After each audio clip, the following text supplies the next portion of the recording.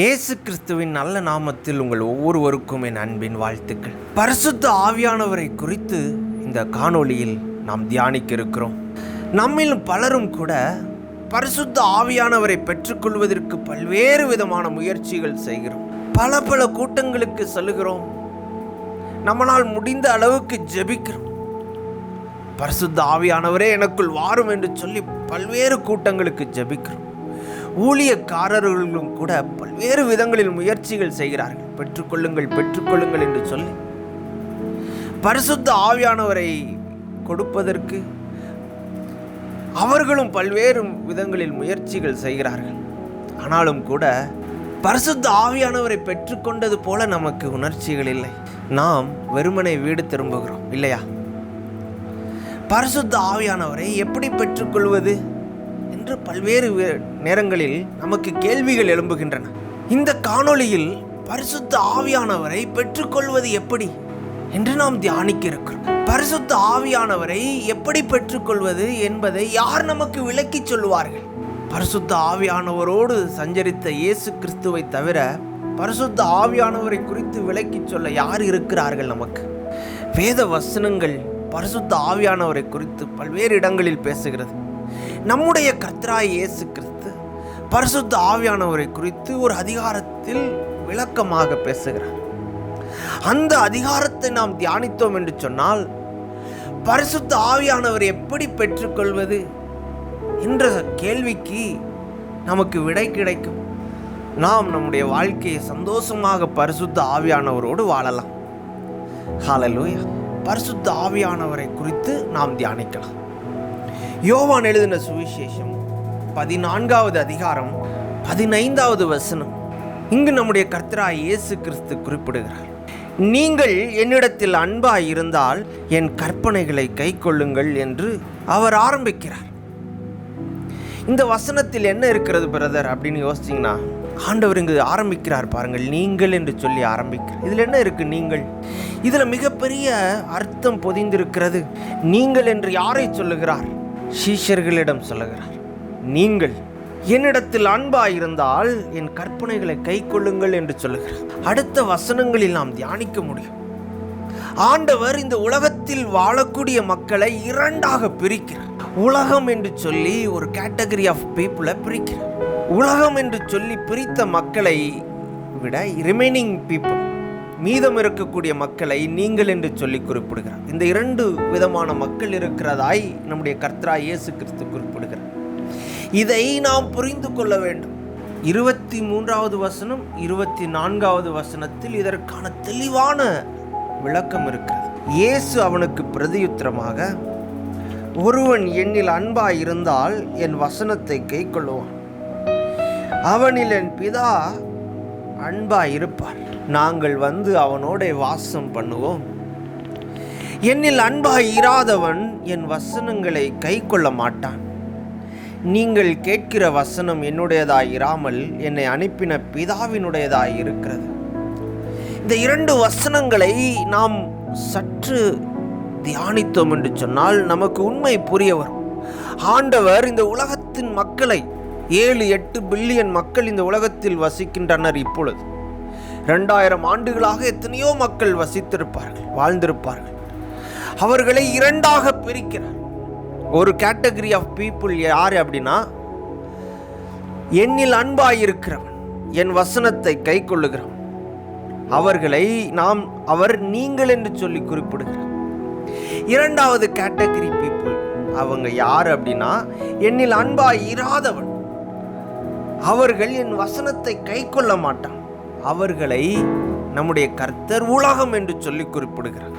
உங்களுக்கு புரிகிறதா? உலகம் என்று சொல்லி வேதம் குறிப்பிடக்கூடிய காரியம் என்ன என்று சொன்னால், அவர்கள் இயேசு கிறிஸ்துவிடம் அன்பு கூறாதவர்கள், அவருடைய வார்த்தைக்கு கீழ்ப்படியாதவர்கள், அவருடைய வார்த்தையை கை கொள்ளாதவர்கள். அவர்களுடைய எஜமான் யார் தெரியுமா? சாத்தான், பிசாசு. அவன்தான் இந்த உலகத்திற்கு அதிபதியாயிருக்கிறான். என்னில் அன்பு கூறுகிறவன். அப்போ நீங்கள் என்று ஆண்டவர் யாரை குறிப்பிடுகிறார் என்று சொன்னால், அவரிடத்தில் அன்பு கூறுகிறவர்களை அவர் குறிப்பிடுகிறார். அவர்களுக்கு அவர் அதிபதியாயிருக்கு. ஹல்லேலூயா. அதனால் இந்த வசனங்களில் எல்லாம் நீங்கள் என்று சொல்லுகின்ற பொழுது நாம் யோசித்துக் கொள்ள வேண்டும். அவர்கள் பிதாவாகிய தேவனிடத்தில், இயேசு கிறிஸ்துவனிடத்தில் அன்பு கூறுகிறவர்கள், அவருடைய வசனத்தை கை கொள்ளுகிறவர்கள் என்று நாம் புரிந்து கொள்ள வேண்டும். ஏன்னா நீங்கள் அப்படிங்கிற வார்த்தை ரொம்ப முக்கியம். அநேக வேத பகுதிகளில் நாம் இது பயன்படுத்தப்படுகிறது. நம்ம சொல்கிறோம் இல்லையா, நீ சொன்னால் கேட்பேன், அவன்லாம் சொன்னால் கேட்க மாட்டேன்னு சொல்கிறோம்ல, அதுதான். அப்போ ஆண்டவர் இங்கு குறிப்பிடுகிறார், நீங்கள் என்னிடத்தில் அன்பாக இருந்தால் என் கற்பனைகளை கை கொள்ளுங்கள் என்று சொல்லி குறிப்பிடுகிறார். அவர்களை நீங்கள் என்று சொல்லி குறிப்பிடுகிறார். நான் பிதாவை வேண்டிக் கொள்ளுவேன், அப்பொழுது என்றென்றைக்கும் உங்களுடனே கூட இருக்கும்படிக்கு சத்திய ஆவியாகிய வேறொரு தேற்றரவாளனை அவர் உங்களுக்கு தந்தருளுவார். நான் பிதாவை வேண்டிக் கொள்ளுவேன். இப்போ வேண்டிக் கொள்ளலை. அப்போ அவர் சொல்லும்போது அவர் வேண்டிக் கொள்ளவில்லை. அவர் உயிர் தெழுந்த பின்பு, அவர் பிதாவினிடத்திற்கு போன பின்பு அவர் வேண்டிக் கொள்ளுவேன். அப்பொழுது பாருங்கள், பரிசுத்த ஆவியானவருடைய குணாதிசயங்களை பாருங்கள். அவர் எப்படி இருப்பார் பாருங்கள். என்றென்றைக்கும் உங்களுடனே கூட இருக்கும்படிக்கு அவர் நம்ம கூடவே இருப்பார். சத்திய ஆவியானவர், அவர் தேற்றரவாளன், அவர் உங்களுக்கு கொடுப்பார். எப்போ கொடுப்பார்? நான் உயிர் தெழுந்த பின்பு, நான் இரத்தம் சிந்தி மரித்த பின்பு உயிர் தெழுவேன், உயிர் தெழுந்து பிதாவினிடத்திற்கு போவேன், அப்பொழுது அவரை வேண்டிக் கொள்ளுவேன். அப்பொழுது என்றென்றைக்கும் உங்களோட கூட இருக்கும்படிக்கு அவர் ஒரு தேற்றரவாளனை உங்களுக்கு கொடுப்பார், உங்களுக்கு தந்தருளுவார் என்று சொல்லப்பட்டிருக்கிறார். ஆண்டவரை பாருங்கள், நம்ம பரிசுத்த ஆவியானவரை குறித்து தியானிக்கின்ற பொழுது இந்த 2 வசனங்களைத்தான் நாம் அதிகமாக தியானிக்கிறோம். என்ன? அப்போஸ்தலர் 1வது அதிகாரத்தை எடுத்துக்கொள்ளுகிறோம். ஏன் இதை சொல்லுகிறேன் என்று சொன்னால், பரிசுத்த ஆவியானவரை பெற்றுக்கொள்ள நீங்கள் ஜெபியுங்கள் என்று சொல்லி வேதத்தில் எங்கும் எழுதப்படவில்லை. அன்புக்குரியவர்களே, நீங்கள் அந்த மாதிரி வசனத்தை தியானித்திருந்தால் கீழே உள்ள கமெண்ட் செக்ஷனில் பதிவு பண்ணுங்க. பரிசுத்த ஆவியானவரை பெற்றுக்கொள்ள நீங்கள் ஜெபிக்க வேண்டும் என்று வேதத்தில் எங்கும் எழுதப்படவில்லை. அப்போஸ்தலர் 1வது அதிகாரத்தில் கூட நாம் தியானிக்கலாம். யோவான் ஜலத்தினாலே ஞானஸ்நானம் கொடுத்தான், நீங்கள் சில நாளைக்குள்ளே பரிசுத்த ஆவியினாலே ஞானஸ்நானம் பெறுவீர்கள்.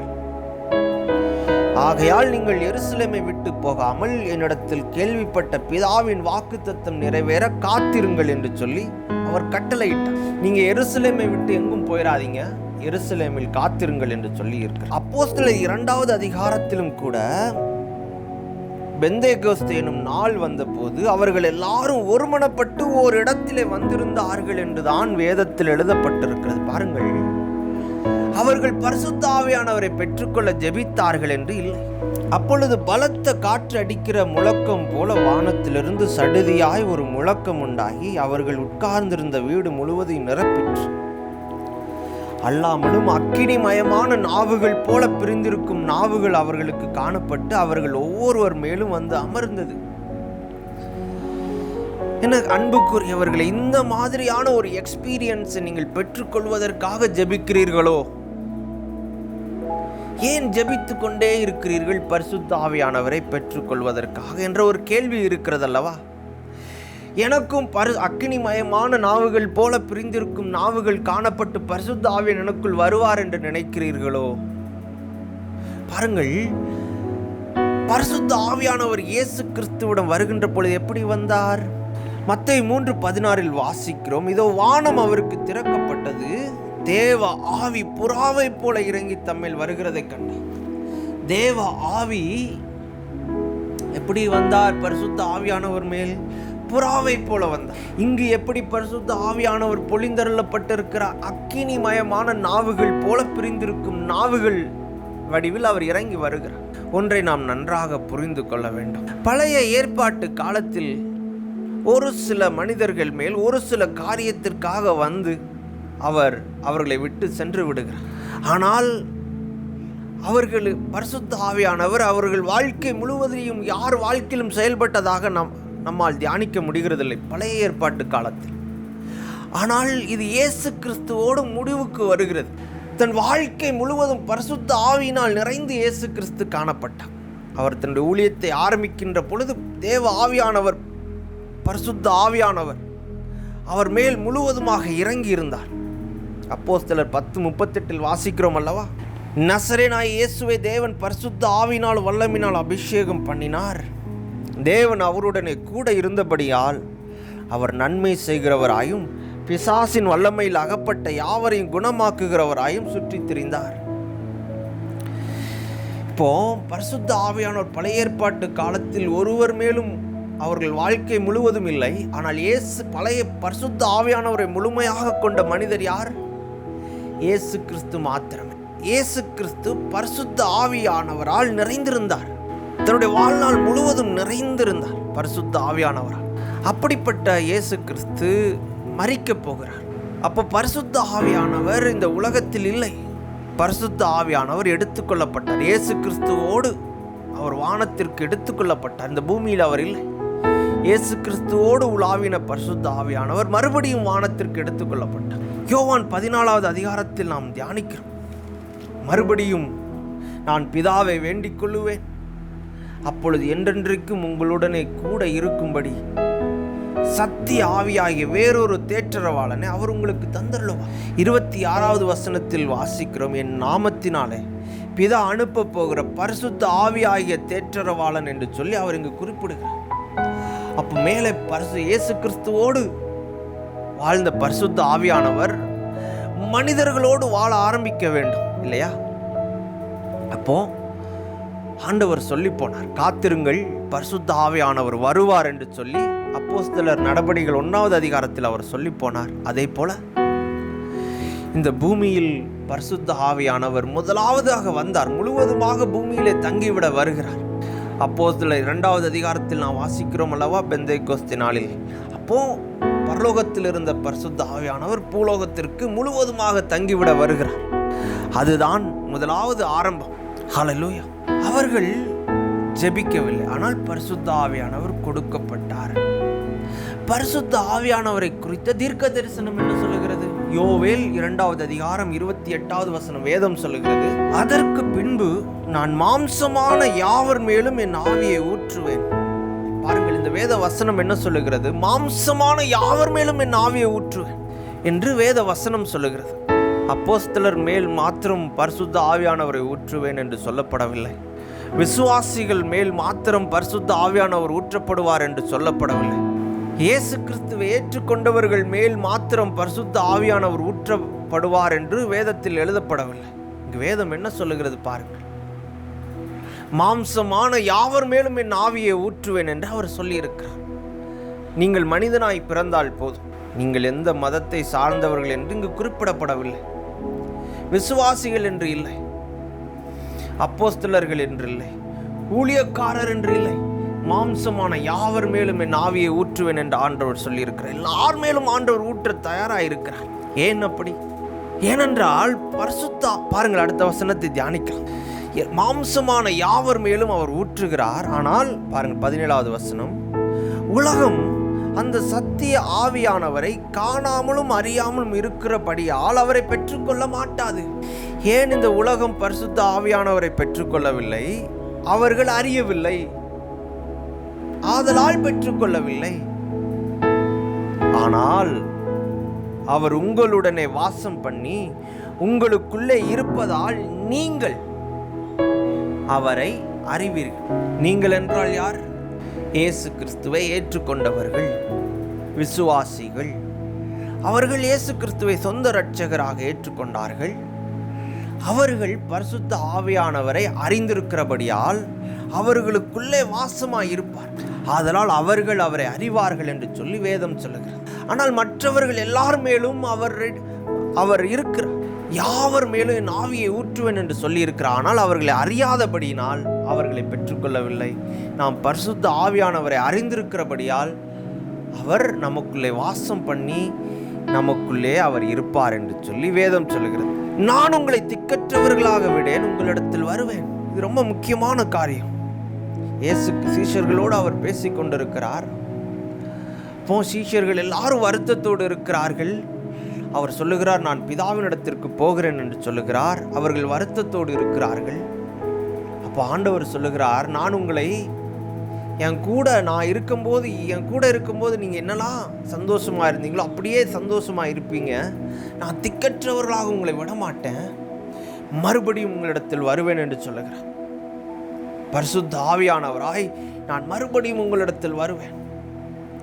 என்னோடு நீங்கள் உலாவின பொழுது என்ன அற்புதங்கள் அதிசயங்களை கண்டீர்களோ அதே போல் அற்புதங்களை அதிசயங்களையும் செய்யக்கூடியவராய் பரிசுத்த ஆவியானவர் உங்களுக்குள்ளே வாசமாயிருப்பார் என்பதாய் இங்கு சொல்லுகிறார். அல்லேலூயா. நான் உங்களை திக்கற்றவர்களாக விடேன். நான் போகிறேன் என்று நினைத்தீர்களோ? இல்லை, நான் வருவேன் உங்களிடத்தில் என்று அவர்களுக்கு சொல்லுகிறார். இன்னும் கொஞ்ச காலத்திலே உலகம் என்னை காணாது. இப்போ உலகம் அவர்களை காண்கிற இயேசு கிறிஸ்து என்ற வடிவத்தில் உலகம் இயேசு கிறிஸ்துவை கண்டது. ஆனால் நீங்களோ என்னை காண்பீர்கள். நான் பிசிக்கல் ஃபார்ம்ல இருக்க மாட்டேன், ஆனால் நீங்கள் என்னை காண்பீர்கள். நான் பிழைக்கிறபடியால் நீங்களும் பிழைப்பீர்கள். இன்னும் 2 வசனங்களை நான் நினைப்பூட்டி இந்த காணொலியை முடிக்கிறேன். 1 கொரிந்தியர் 3வது அதிகாரம் 16-17 வசனங்கள். நீங்கள் பாருங்கள், நீங்கள் அப்படின்னா நம்ம புரிந்து கொள்ள வேண்டும். நீங்கள்னா உலகத்தார் அல்ல, நீங்கள் தேவனுடைய ஆலயமாய் இருக்கிறீர்கள் என்றும் தேவனுடைய ஆவி உங்களில் வாசமாய் இருக்கிறார் என்றும் அறியாதிருக்கிறீர்களா? ஒருவன் தேவனுடைய ஆலயத்தை கெடுத்தால் அவனை தேவன் கெடுப்பார். தேவனுடைய ஆலயம் பரிசுத்தமாய் இருக்கிறது, நீங்களே அந்த ஆலயம். இந்த வசனம் திட்டமும் தெளிவுமாய் நம்மோடு பேசுகிறது. தேவனுடைய ஆவி உங்களில் வாசமாய் இருக்கிறார் என்று சொல்லி, அதை நீங்கள் அறியாமல் இருக்கிறீர்களா என்று சொல்லி வேதம் கேட்கிறது. இதே போல 1 கொரிந்தியர் 6:19 நம்மால் தியானிக்க முடியும். உங்கள் சரீரமானது நீங்கள் தேவனாலே பெற்றும் உங்களில் தங்கியும் இருக்கிற பரிசுத்த ஆவியினுடைய ஆலயமாய் இருக்கிறது என்றும் நீங்கள் உங்களுடையவர்கள் அல்லவென்றும் அறியீர்களா என்று சொல்லி வேதம் கேட்கிறது. நாம் தேவனுடைய ஆலயமாய் இருக்கிறோம், பரிசுத்த ஆவியானவர் நமக்குள் வாசமாய் இருக்கிறார் என்று சொல்லி இந்த வேத வசனங்கள் எல்லாம் நம்மோடு பேசுகிறது. ஏன் வேதம் இப்படி பேசுகிறது? இயேசு கிறிஸ்துவின் ரத்தம் அவர் பிதாவோடு நமக்கு அனுப்பி இருக்கிறார். ஒரு கிஃப்ட்.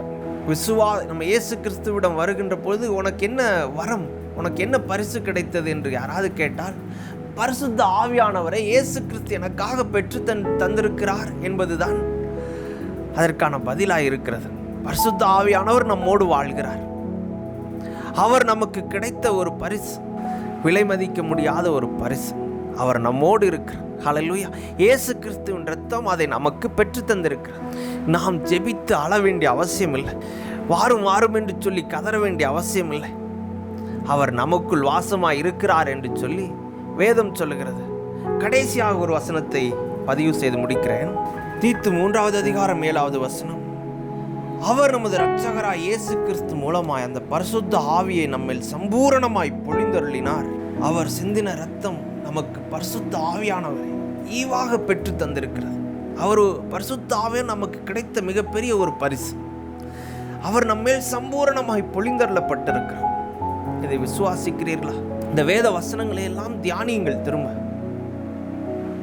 அப்போ திரும்ப போய் சபையில் உட்கார்ந்து திரும்ப போய் ஊழியக்காரங்க கிட்ட பரிசுத்த ஆவியானவர் எனக்கு கிடைக்கல பிரதர், எனக்காக ஜெபம் பண்ணுங்க பிரதர், நம்ம கைத்தட்டி ஆரவாரம் பண்ணி ஜெபம் பண்ணி பரிசுத்த ஆவியானவரை பெற்றுக்கொள்ள எவ்வளவு முயற்சிகள் செய்கிறோம்.